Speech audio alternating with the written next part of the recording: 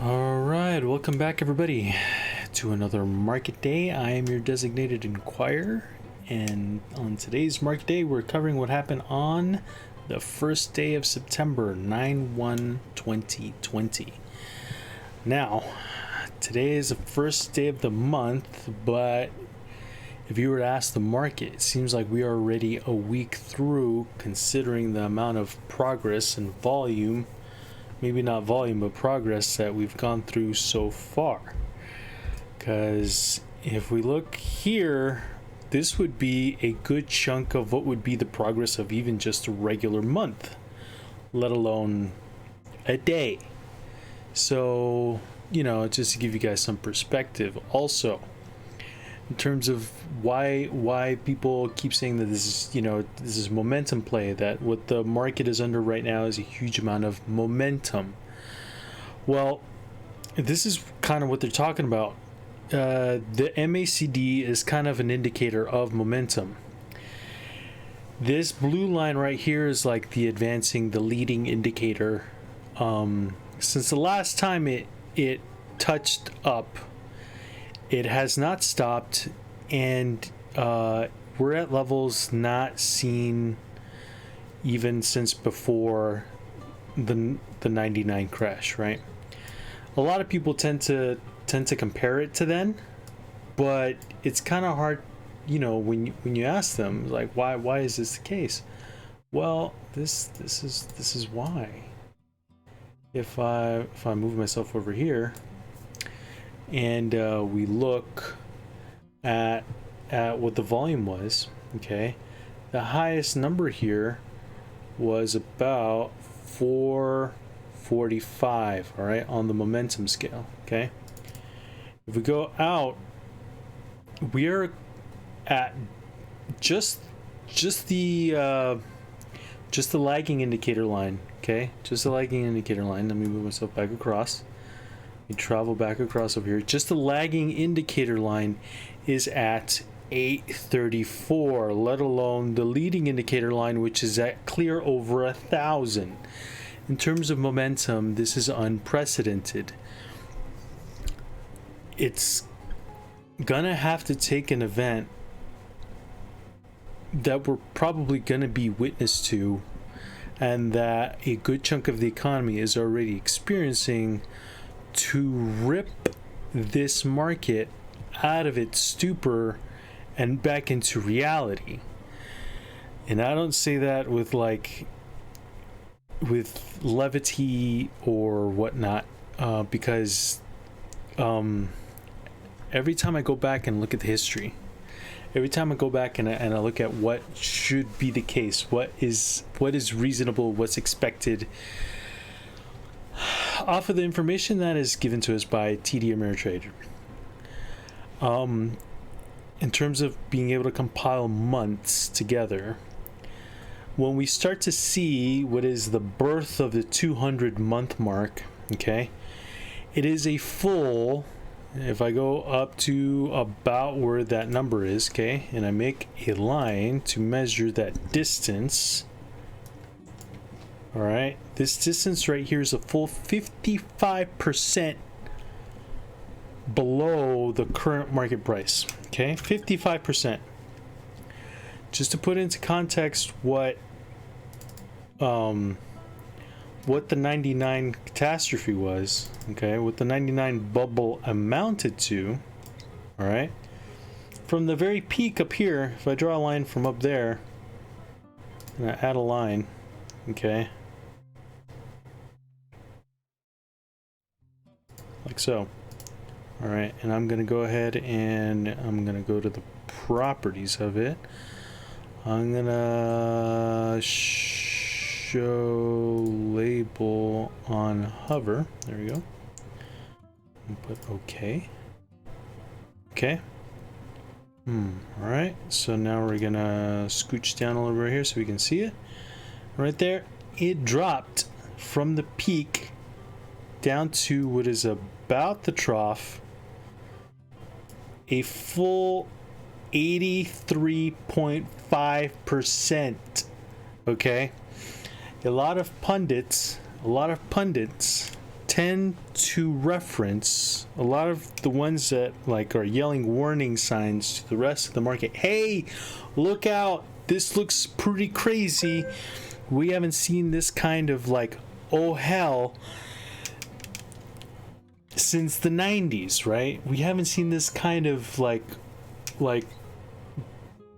animal spirits since the 90s. All right, and this is what they mean, that momentum has never been so high in the market. All right, whether or not there are companies that are at the top that warrant those valuations or not, they're like, warrant any sort of valuation is the better explanation, not these valuations per se. Like, there are a dozen reasons why I could think that Tesla would be worth 5,000, not necessarily after pre-split, okay? Pre-split, but 10 years down the line and after it's basically eviscerated a few, if not the majority of the American automakers, and it's already established on Mars as the only automaker. But that's 10, 20 years down the road, not within the 6 months of 2020. And Apple, I don't see any reason why Apple would be valued at what it's valued at right now. It is currently the most expensive stock on the market at the moment, valued at over $2 trillion, when it basically sells a commodity, something that just, has a nice brand to it. It doesn't have full saturation. It's not that everybody has to have it. They have options as to whether or not they get an iPhone and or an Android. But Google and every other company that makes phones is not nowhere near valued as what Apple is valued at. At every turn, Apple has tried to make a car, TV, a dozen other types of services and or things that has failed in the past, which is not to say that it can't do things that succeed in the future, but even the things which it has done right, considering its app market, etc., whatnot, even that is under assault today by the likes of Epic and other companies that seek to distance itself and be able to capture part of what is the digital app market in terms of just being a distributor, because being a distributor of apps is completely different than actually making the phone. It should be different, and the kind of market that you present, which could be on any phone, shouldn't necessarily be a requirement as to whether or not it is on the phone or capable of being on the phone, when the person that makes it capable of being on the phone is the programmer, not necessarily the maker of the phone. So Apple has to at one point be divorced from its ability to garner profits from the people making apps for its phone. Because in and of itself, it's completely, it's silly. In terms of market competitiveness of being able to make apps, etc., and all that stuff, it doesn't make any sense whatsoever. Anyway, so Apple is at $2 trillion at the moment. Tesla is currently more than all of the automakers combined in terms of net worth. Nvidia is way too high. Even AMD at its current valuation is pretty high. Amazon, for its dominance in the market, etc., some could say has started to see part of its saturation in terms of market share or whatnot. There are parts of the world where it could still expand to, but now you're starting to play a margins game. Like it's reached a certain level of saturation around the world where if we don't necessarily have a single world government where we've got basically free trade around the world, it's going to be more and more difficult for Amazon to continue to see the types of profits and margins that it would like to see. Also, it needs more and more square footage in order to adequately deliver on its promise of 2-day delivery, which is no longer even possible anymore for it, etc. Right? So the animal has gotten too big for its cage, to a certain extent. There should be now more. There should be more opportunities now for other companies to come in and move in on what basically Amazon does, even at maybe like a local level, maybe almost like a franchise type operation, where there could be certain warehouses that are owned and operated individually for a certain region, and shipment and storage fees could be shared amongst the franchisees, and yeah, like there, if people wanted to, there could possibly be a way to actually challenge Amazon if they wanted to, but as of right now, it's a difficult endeavor. The only one that still has a lot of room to grow, considering its valuation or whatnot, that has room to grow into its valuation, is Tesla. And even then, the rate at which it has increased is, well, it's quite scary, to be honest, because considering that it's blown past way above $500 a share, which at 5-to-1 is now makes it 2,500, is quite astonishing. And even for Apple, it's still quite ridiculous, considering that it was just at 400 and now it's well above the 130, I believe. There's a lot there to be scared of, essentially. Currently, the overbought index or indicator on the RSI for the monthly, is at 79.4. Okay, it has, just to give you some reference here, the last time the market crashed, it was overbought at 82.69. Okay, it doesn't have a whole lot more to go in terms of RSI for this thing to completely max out past previous points of insanity. All right, 79.71, 78.59 was basically the highest point there. Like, it's quite difficult now to get substantially higher in terms of RSI than the point that it's at right now. And yet, considering the amount of strength of the momentum as it's currently indicated right now, it could still go for quite some time before we see any amount of slowdown, because at some point this thing has to at least start to slow down in terms of altitude and or angle before we see some type of pullback, in which case it would finally actually start to approach to turn back over across the lagging indicator.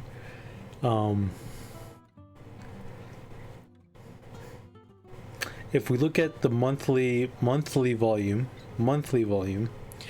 we're still at somewhat elevated levels. Okay, but we had substantially more volume on the downside than we have had to the upside. So even though we're still at elevated volumes compared to all of 2016, we're still declining volume on an ever increasing price. So all of that should give pause, but the market doesn't seem to want to stop. If we move down the line where we go to the weeklies,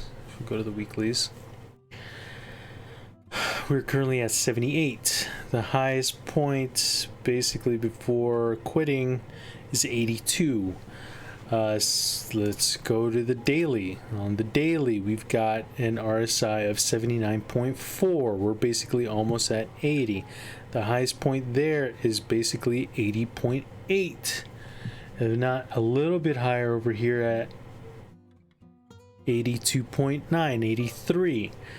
But even here, we were at basically 70.9. That was the overbought indicator amount.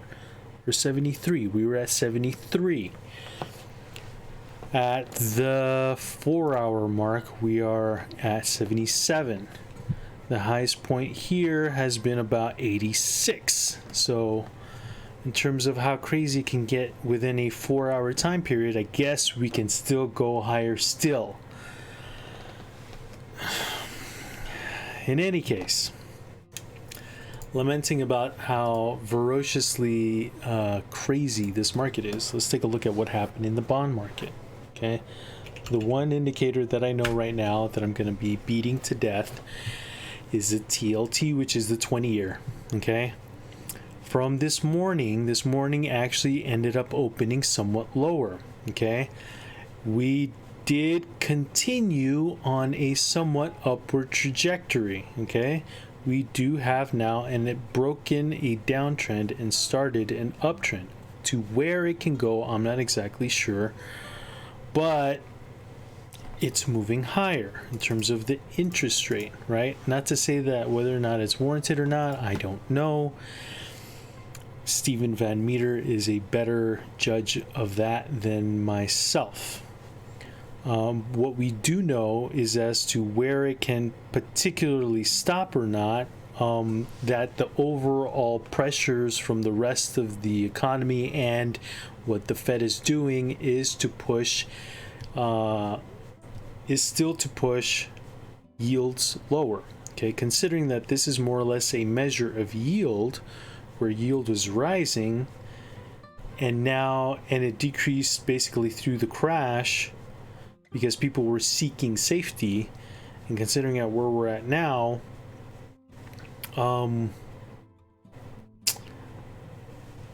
there's still a little bit of room to run, but the interest rate has still not necessarily gone anywhere, so there isn't necessarily a great reason for these rates, for this yield to be high. The yield should still be somewhat low. Should still live in this, I don't know, this general area, I would presume. I don't necessarily know, like the back of my hand, the relationship and or the correlation between interest rate and where it should essentially be on the 20-year relative to this value here. I don't know what a good ballpark region would be. But considering that since the bottom, or near the bottom, interest rates have more or less stayed the same, I don't know if they were anticipating negative rates here. In some instances, we've essentially had negative interest rates considering inflation, which is still at around 1.3, 1.5%, depending on the day that you look at it. So that today was kind of interesting. Today, basically, soon here we're gonna reach another overbought section. So tomorrow we may be able to see a stopping possibly before this area right here. But in either case, it is going to be what looks like a short, might be a short increase, and then it might be able to continue downward from this point, considering this larger time scale, where here we've got an upswing, here we've got a bottom, here we've got a bottom, and we seem to have made, depending on what you're looking at, a higher low. Okay, so this could go either or way, right? In terms of here, it basically matched it. where you could, it can be, depending on how you construe it, you know, it can kind of go either way at this point. It can still go either or way. If it does end up breaking this level here, which is at 153.26, then you could pretty much say that there is a reason for this to continue lower. And considering historically what these numbers have been, there is a great deal of yields are still really high. Yields are still really high.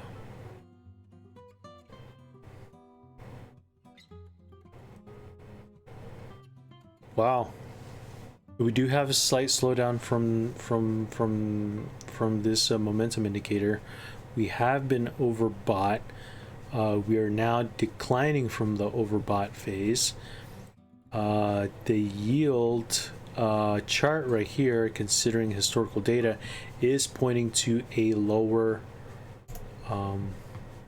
yield, like substantially lower. Let me go ahead and change this time scale real quick. Time axis. Let's go to max available. Apply. It only goes back to 2002. Okay. So this is very illuminating. Still, considering that this is an ETF, not exactly what it is, the yield in and of itself,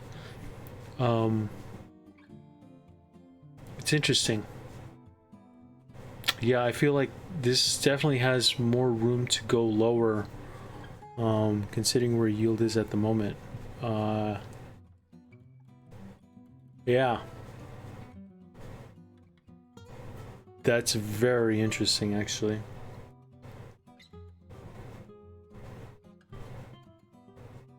Wow.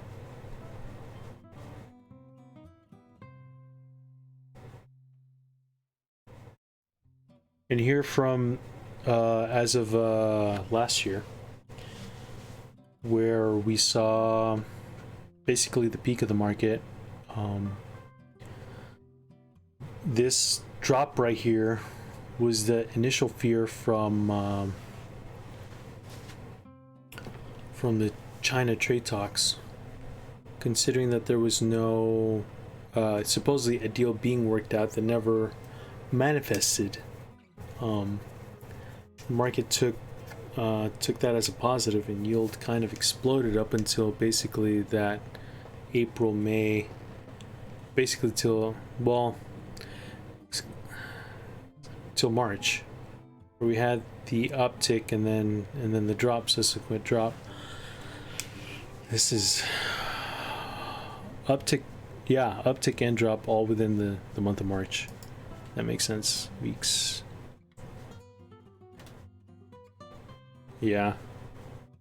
We had the peak basically from end of March from end of February into March. And then the subsequent drop. Jesus, what a move. Wow. All right. Yeah, so yields can move precipitously lower still. The pressure, the overall ambient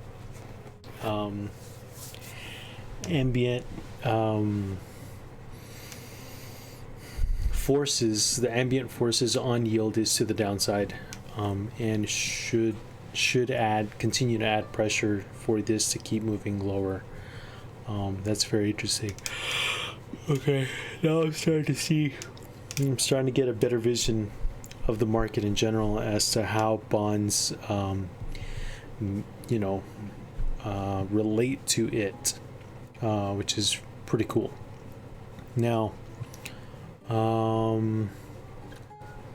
let's see here. Let's go back to the NQ real fast. So now we're already at 24 minutes, guys. You know what?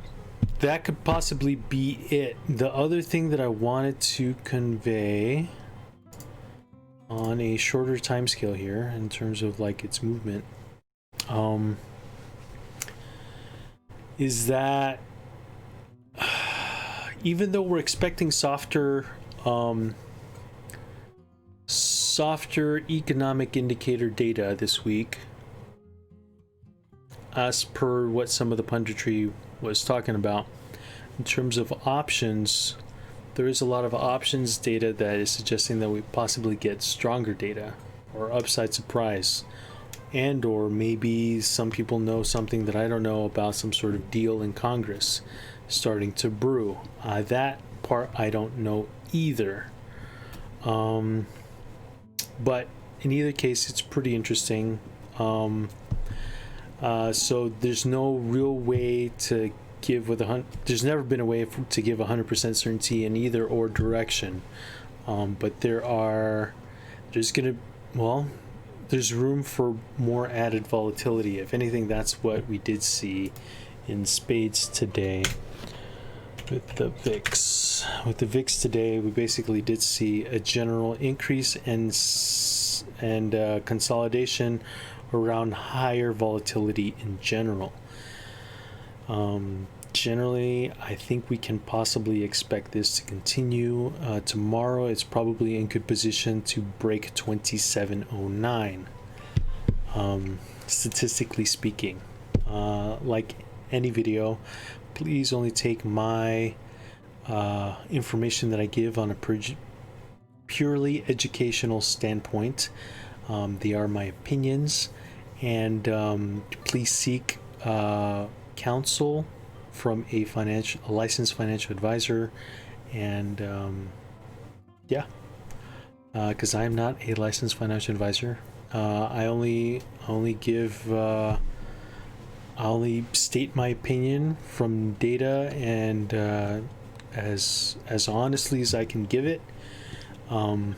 But I'm still human. I can be wrong, and whatever I say should not be taken as a direct recommendation to do something. You should still work out what to do on your own and or find advice from a financial advisor. Yeah. All right. So till tomorrow, guys, stay safe, stay healthy, and take care. Bye.